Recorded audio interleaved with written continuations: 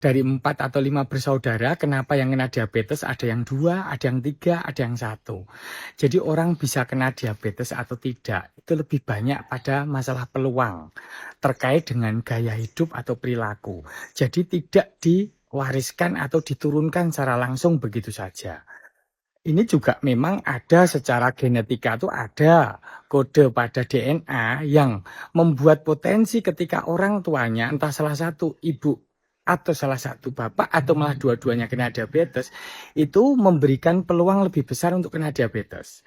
Tetapi ternyata tidak dari semua anaknya kena diabetes. Ya, karena yang lebih menurun itu sebenarnya perilaku atau gaya hidupnya. Misalnya hobi makan bersama, hobi makan manis, mager, kurang gerak, kemudian stres, insomnia, hobi minum minuman antibiotik, dan sebagainya.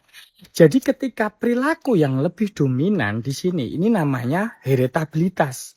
Kalau diwariskan secara langsung itu namanya hereditas, misalnya warna rambut, warna iris kornea mata, tinggi badan, dan lain-lain ya, atau warna kulit, itu lebih banyak diturunkan secara langsung, ada yang dominan, ada yang resesif. Lah, kalau diturunkan secara langsung, tentunya kan semua anaknya kena diabetes semua. Tapi ternyata hanya ada 1-2. Ini pun tergantung juga misalnya orang tuanya itu kena diabetes. Salah satu misalnya ibunya, itu kena diabetes pada usia berapa? Apa? Kalau memang kena pada usia lebih muda, peluang untuk kena diabetes pada anak-anaknya tentunya akan menjadi lebih besar. Kalau kenanya lebih tua, ibu atau bapak itu umumnya peluang anak-anak kena diabetesnya juga lebih kecil. Demikian juga kalau semakin banyak saudara yang kena, otomatis peluang kita bisa kena pun juga ada.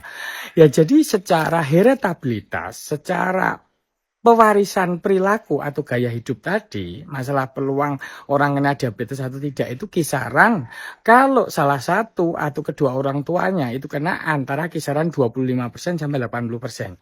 Jadi buat teman-teman supaya pada masa tua nanti tidak kena diabetes, satu hal yang bisa dilakukan itu merubah gaya hidup. Mulai mengurangi karbohidrat, mengurangi nasi, banyak gerak, cukupkan tidur, dan jangan stres. Karena gaya hidup kita yang menentukan kita sehat di masa tua atau tidak. Sehat di masa kini itu lebih baik, sampai tua juga akan lebih baik.